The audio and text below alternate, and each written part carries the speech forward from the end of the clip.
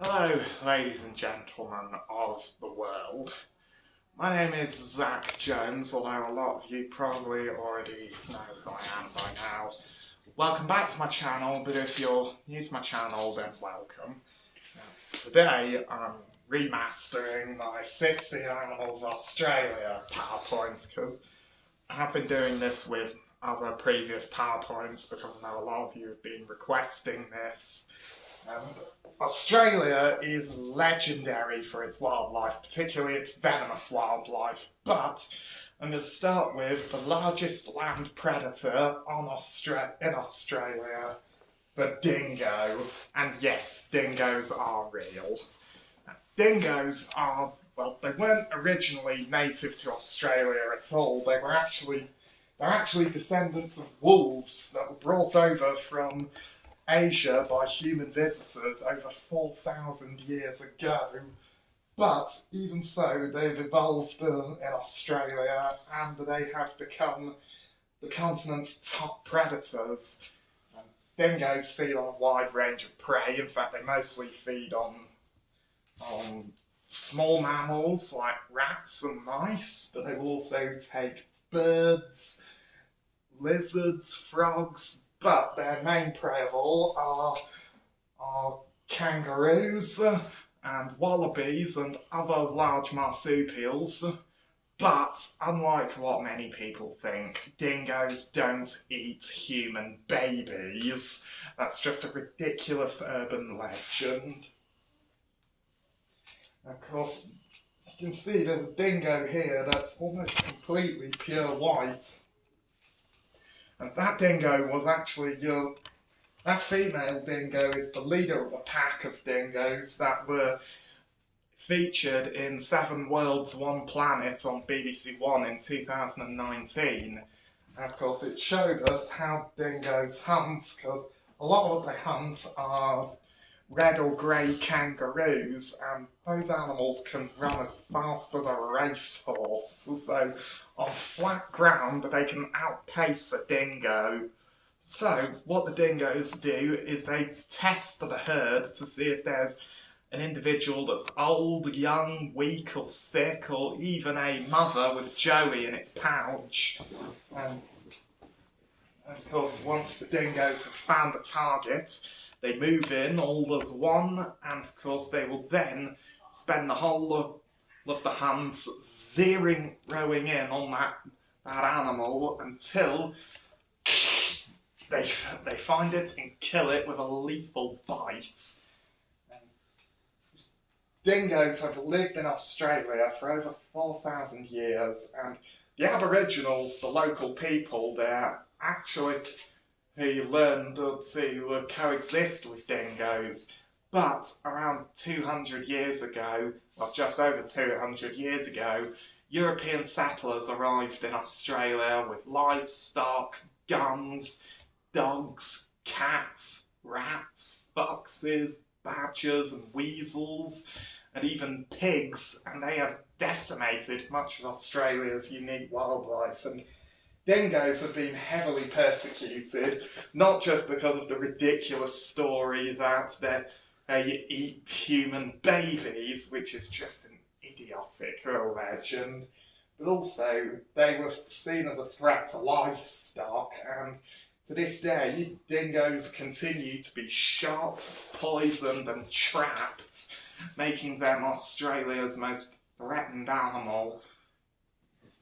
And it's no wonder that they tend to avoid humans, but the Australians are actually a lot better at looking after their wildlife than most countries are, and anyone caught harming dingoes ends up going to prison for a long time.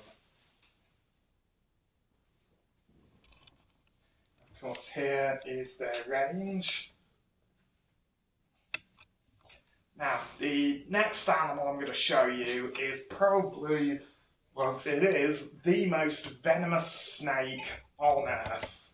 It is the fierce snake, also known as the Inland Taipan. And this animal is in fact the most venomous snake on Earth. In fact, This has drop for drop the most powerful venom of any snake. I mean, it's far more toxic than the venom of a king cobra, a black mamba, a boom slang, or a bushmaster. In fact, this snake has enough venom in one bite to kill at least 100 people and its prey in seconds. But despite the fact that this is the most venomous snake in the world, its venom is not for attacking human beings. This is a snake that, to my knowledge, has never before killed a human being. But what it has is venom that's strong enough to bring down and kill a rodent like a rat within seconds.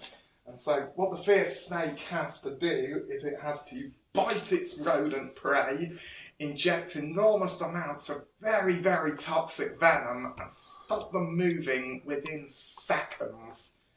And the venom of this snake is very complex, but the main constituent part is what's called neurotoxin. That is a toxin that affects the nervous system, the heart, the lungs, and the respiratory system. And it's almost the nervous system kind of works like those glass globes with the electricity coming from a rod in the middle and coursing through them. And when you put your hands to it, they actually can't touch some parts of your hands. That's how the nervous system works, by sending electrical signals throughout the body to move. So without the nervous system, you're basically screwed. And of course, the fierce snake, or the Inland Taipan, it can probably grow to about just over 2 meters long.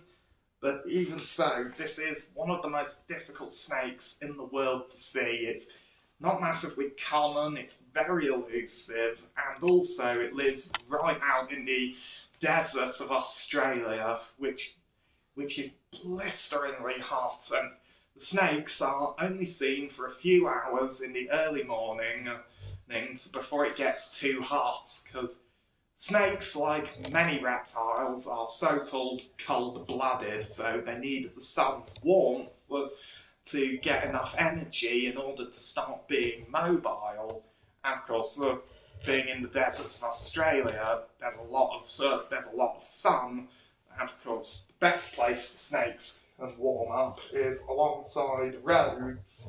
So in the early morning, they will lie out on the side of the road to soak up as much heat from the sun, from the pavement, from the roadside, to get the energy they need to be warm. And then the snakes, before it gets too hot, will disappear, and quite often they'll be going into the burrows of rodents like rats to find their prey. And even though this is a snake that, to my knowledge, has never before killed a human being, they are still part of a scientific group that use their venom to make anti-venoms, which are used to save someone who's been bitten by a venomous animal. And even if you do see a fierce snake in the wild, it's very unlikely to bite you. All it will usually do is draw itself into an S shape and just give mock strikes to try and drive you away. And even though the name is fierce snake, I mean, that probably comes from the fact that this is the most toxic snake on the planet, but it has far more reason to fear humans than we do to fear it. In fact, here is the Inland Taipan's range, around about here. There is the Western Desert Taipan, but along here in the Northern Territories is the Coastal Taipan. Now, before we move on, I'm going to show you all the other venomous snakes of Australia. There's the Inland Taipan, which I've just showed you, and then there's the Eastern Brown Snake. Now, the brown snakes are probably the most feared snakes in Australia.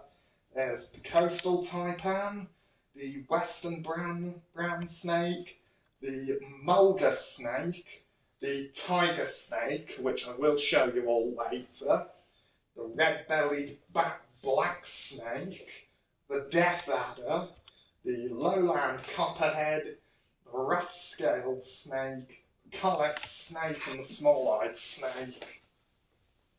Now, the next Australian animal I'm going to show you all is probably the weirdest animal in the world. It is the duck-billed platypus. Now, Australia is full of very weird animals. Well, strange if you're more used to having foxes and badgers in your garden. I mean, the duck-billed platypus is probably the strangest animal in the world. And it's got the body of a beaver and the feet and beak of a duck. But what that beak has is it's full of electroreceptors, which are a lot like a metal detector, and meaning that the platypus will use that when hunting. But also, platypus are one of the only mammals in the world that are venomous, because they have a spike right here at the base of their front foot, and if a platypus stings you with that, it's going to really, really hurt.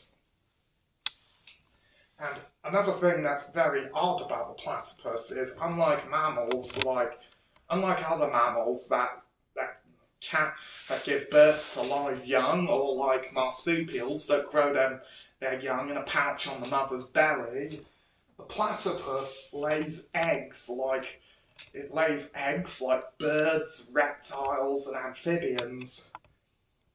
And of course, platypus will also live in burrows on the banks of a river, where they can have a main chamber, which is where they lay their eggs in their nests. And platypus are very, very difficult to see. I mean, they're very rare, and they only come to the surface for a few seconds before they go down. And of course, they hunt along the banks of lakes, rivers, and streams. And of course, once the platypus it's so good at hunting, it even does it with its eyes shut. But that's not because it's trying to give its dinner a sporting chance. It just doesn't need to use its eyes when hunting. And what it does is it will go down to the bottom of a lake or a river, and it will use that beak to scan around like a metal detector, because, as I mentioned, the platypus's beak is full of electroreceptors, and of course they can pick up the electrical signals given off by crayfish, which are one of its favourite foods. So if a crayfish so much as twitches, it gives off an electrical signal that the platypus can track, and then it moves in for the kill.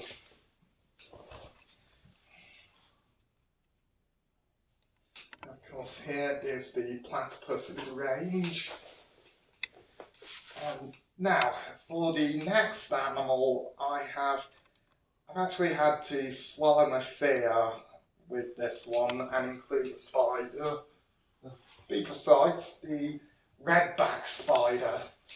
I couldn't do a PowerPoint presentation on Australia without including at least one of its spiders. I would have gone for the funnel web spider, but that to me is just even more bloody frightening. So I chose the Redback Spider, probably Australia's well-known and most feared. Of course, this is one of the most feared spiders in the world. In some other parts of the world, this is known as the Black Widow, but in Australia it's called a redback. It gets that name from the red flash down the abdomen. And despite the fact that it's only small, this animal puts about 650 people in the hospital every year. And of course, the Black Widow name actually comes from the female's habit of eating the males while they're mating. And that's a shout out to all of you psychopathic women. that the females have a habit of killing and